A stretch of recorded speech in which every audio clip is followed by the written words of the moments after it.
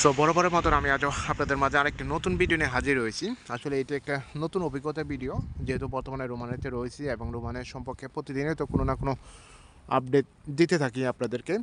তো আজ 2025 এবং ফেব্রুয়ারি মাসে 11 তারিখ। এখন আমি যে জায়গাটার মধ্যে দাঁড়িয়ে রয়েছি এটা একটা ডিপ ফ্রিজ বলতে পারেন। কারণ ডিপ ফ্রিজ এই কারণে বলতেছি, এই যে দেখেন গাছের পাতাগুলা পুরা সাদা হয়ে গেছে গা, অর্থাৎ এত ঠান্ডা। আর দেখতেছেন যে রোদও রয়েছে, তো রোদ রয়েছে এবং গাছের পাতাগুলো অনেকটা ঠান্ডা পড়ে রয়েছে। এখন যেহেতু একবার ডিপ ফ্রিজে রয়েছে, দেখেন আমি আপনাদেরকে পাতাগুলো একটু ধরে দেখাই, কিছু করার নাই। দেখেন, দেখছেন অনেকটা ঠান্ডা এবং রোদ।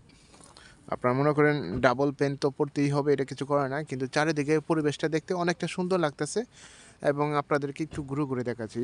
এবং এই পরিবেশটা এটাই বলতেছি, এখানে দেখা যাচ্ছে যে বালির মতন, কিন্তু আসলে এগুলি বালি না, সাদা তুষারপাত যেটাকে বলে।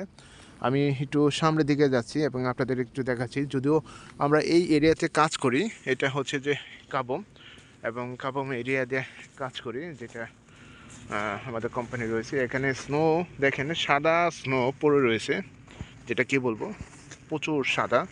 এবং ডিপ ফ্রিজ যেটাকে বলে 12 ডিগ্রি 14 ডিগ্রি সেলসিয়াস সারে গেছে। গত পরশু দিনেও গেছে -19, -19-এ ছাড়িয়ে গেছে। এখন এই যে সুন্দর যে দৃশ্যগুলো দেখা যাচ্ছে, দেখেন গাছের যে সাদা দৃশ্যগুলো দেখা যাচ্ছে। যদিও এখানে সাধারণত তুষার থাকলে তুষার হলেও পড়ে গেত গা। এই 2 দিন ধরে প্রচুর ঠান্ডা পড়তেছে, ইভেন বাসার মধ্যেও মানে 2টা কম্বল গায়ে দিতে থাকতেছি, কিছু করা নাই। তো এখানে চারিদিকে গাছের পাতাগুলা অনেকটা সাদা দেখা যাচ্ছে দেখে আমি আপনাদেরকে বলতেছি। এবং এই সাদার হওয়ার কারণ হচ্ছে যে মাইনাস মধ্যে রয়েছে, মাইনাস আজকে 14। তো প্রচণ্ড ঠান্ডা। আমি হ্যান্ড গ্লোভ পরছি এবং হ্যান্ড গ্লোভ ছাড়া তো চলাই যাবে না। তারপর ডাবল পেনও পরছি, কিছু করা নাই, শীত থেকে রক্ষা পাওয়ার জন্য এগুলি করছি। আর এখানে মনে করবেন যে বালি, কিন্তু আসলে বালি না, এগুলো হচ্ছে স্নো পড়ে রয়েছে। এবং এই পাশে দেখেন রোদ, এটা হচ্ছে একটা চার্চ। তো চার্চটা এই সুসুবাস সেন্টারের মধ্যে রয়েছে, একটা জামকা এরিয়াতে। তো এখানেও দেখেন গাছের পাতাগুলো দেখতে কত সুন্দর লাগে। আসলে প্রাকৃতিক কত যে সুন্দর, আপনি না দেখলে বুঝতে পারবেন না। হয়তো পারে এশিয়া এবং ইউরোপের মধ্যে অনেকটা পার্থক্য রয়েছে, কিন্তু সব পার্থক্য তো তখনই বুঝবেন যখন বাস্তবে এগুলি দেখবেন। তো আমি এদিকে যাচ্ছি এবং গাছের পাতাগুলো একটু সামনের দিকে যাচ্ছি এবং আপনাদেরকে একটু গভীরভাবে দেখানোর জন্য চেষ্টা করতেছি। দেখেন,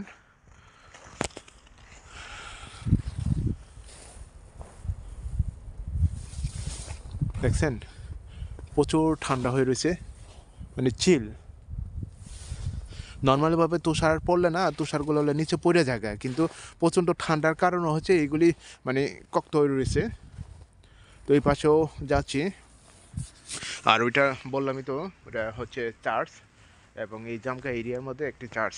আর এই পাশে দিয়েও যেতে চাইছিলাম, যদিও এই পাশে একটা বড় মাউন্টেন আছে। আসলে মাউন্টেনে যেতে এখন একটু সময় নাই, যে কারণে যাইতে পারতেছি না। তবে আবার যদি তুষার পড়ে অবশ্যই মাউন্টেনের ভিতরে উঠবো এবং মাউন্টেন দিয়ে আপনাদেরকে দেখাবো এই প্রাকৃতিক সৌন্দর্যটা কত সুন্দর। আমি সামারের সময় গিয়েছিলাম, এইবার এই বছরেও যাই নাই, 2024-এও যাই নাই, 2023-এর মধ্যে গিয়েছিলাম। তো প্রচণ্ড রোদ ছিল এবং পোলাপানের অনেক বাইকিং করতো। এটাও একটা চার্চ, ছোটো একটা চার্চ। তো এখানে অসংখ্য চার্চ দেখতে পাবেন এই রোমানিয়ার পরিবেশে। দেখেন এখন রাস্তাঘাটে যত পরিষ্কার, কিন্তু তা না, আবার কিছু কিছু জায়গা আছে অনেকটা পরিষ্কার। তো আজকে আমি যে বিষয়টা দেখাচ্ছি, দেখেন -14-এর মধ্যে গাছের পাতাগুলা দেখতে যে কত সাদা বা দৃশ্য দেখা যাচ্ছে, অ্যাকচুয়ালি এগুলি সুন্দর লাগে, অপূর্বর মতন যেটাকে বলে।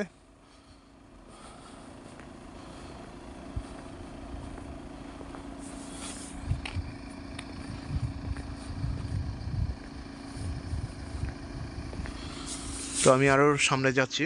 এখানে এখানে একটা চার্চ দেখলেন, এখানেও একটা চার্চ, ওই সামনেও একটা আরেকটা চার্চ। তো আবার এই পাশে একটা বড় চার্চ রয়েছে, যেটা বললাম। তো এই যে যে রোদও আছে, তারপর প্রচণ্ড ঠান্ডা, আবার হালকা স্নোও পড়তেছে, সব কিছু মিলে দেখা যাচ্ছে এর প্রাকৃতিকটা অনেকটা সুন্দর লাগে এশিয়ার তুলনায়, যেটা বাস্তবে দেখতেছি।